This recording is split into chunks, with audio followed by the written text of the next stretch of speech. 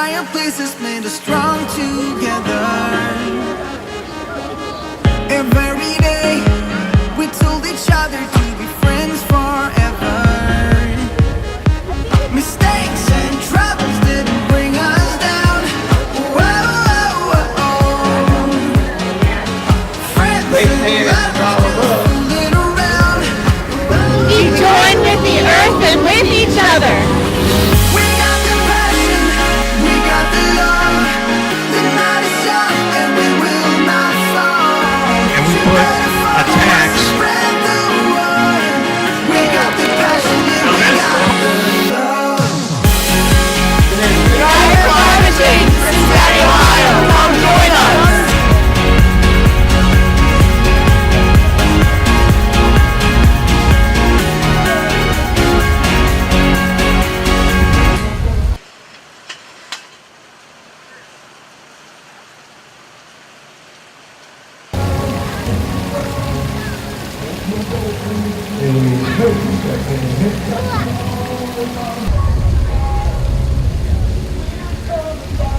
So why are you here today?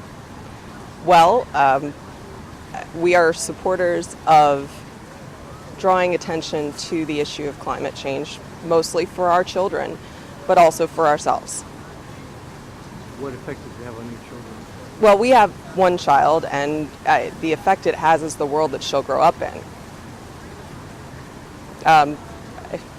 so to speak, in terms of the food that she'll eat, the places that she'll be able to travel to, the environments that she may go to, the storms that she might have to weather no matter where she lives. Just the changes in the earth that will be occurring could affect her in myriad ways. And what we're doing, we're building the political will through people like you to put pressure on the politicians in Washington, D.C. and the state capitals. And we only have one goal. We want to pass a carbon fee and dividend. Our culture, we're very non-confrontational. We're very bipartisan. You've heard of the carrot and the stick. We're the carrot. Good cop, bad cop. We're the good cop. And we earnestly need Republican support to address climate change, or it's just not going to happen in Washington, D.C. or most of the state capitals.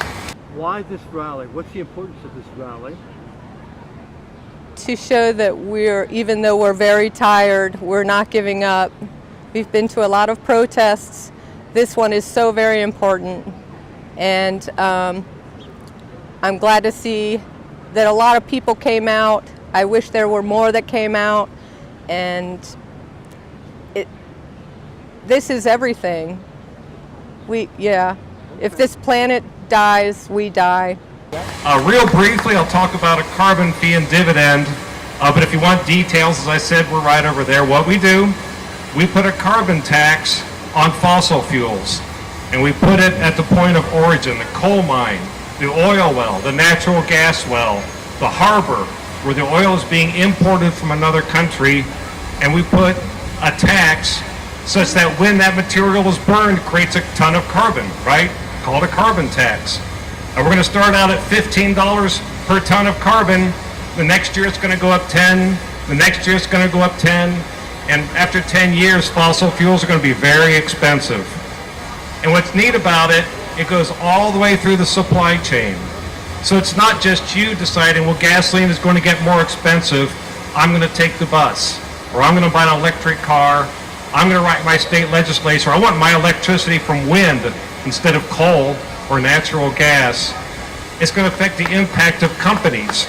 Companies like P&G and Kroger are going to change the way they route their trucks. They're going to change their plastic bottling. They're going to change their plastic bags. Everything in our economy that is touched by fossil fuels is going to get more expensive. And all of us and all those companies, we're going to change the way we live.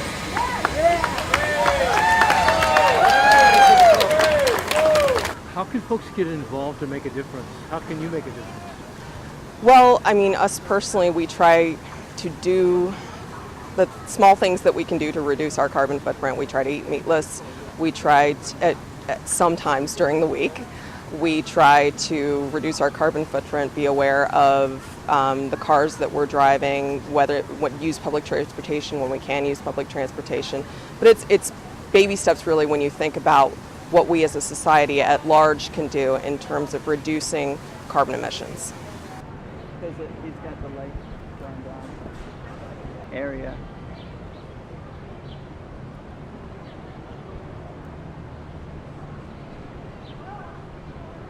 What can the society do to reduce carbon emissions that they're not doing right now?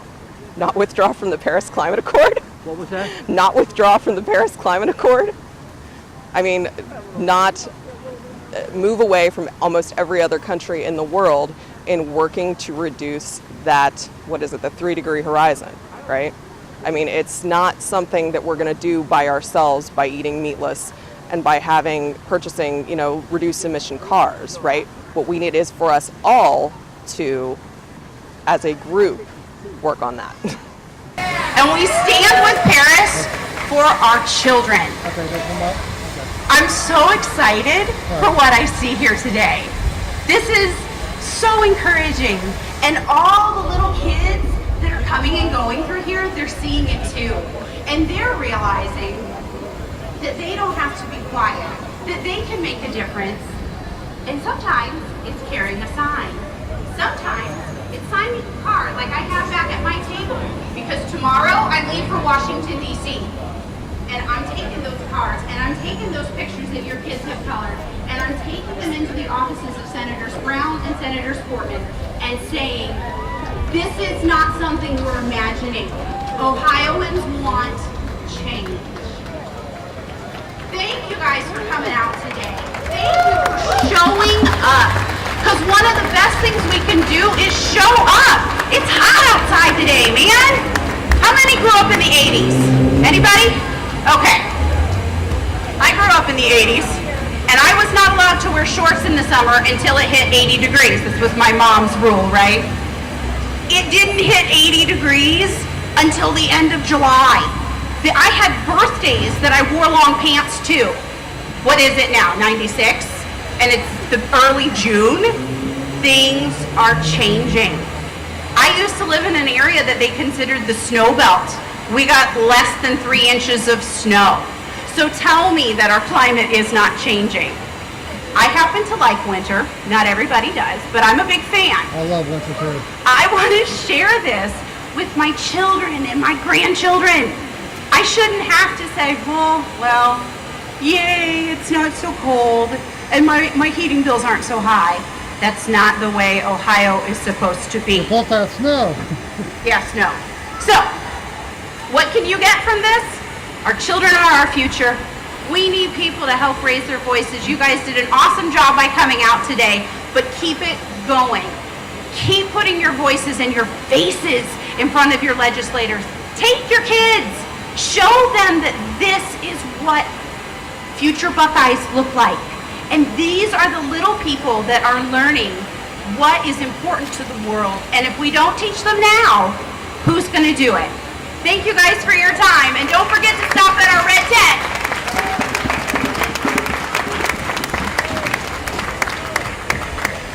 So what are you going to do when you leave here? What kind of civic action will you take?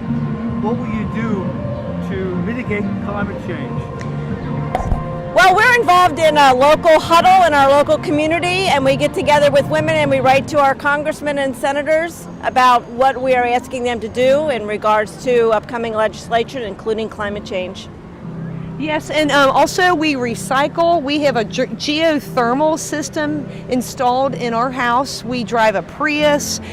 We are trying to become more environmental friendly. We know that we are one of the biggest polluters in the entire world, and we need to help as much as we can with things that we can do, especially recycling. Yeah, we'll vote green. I have an alternative energy major at Cincinnati State, first in the state of Ohio. Educate students on energy efficiency, conservation, educate our children, and vote green, vote for the environment, and move forward in that respect. And what will you do when you leave here? Continue to call, continue to vote. Continue to call, continue to vote. Unite against climate change. Together.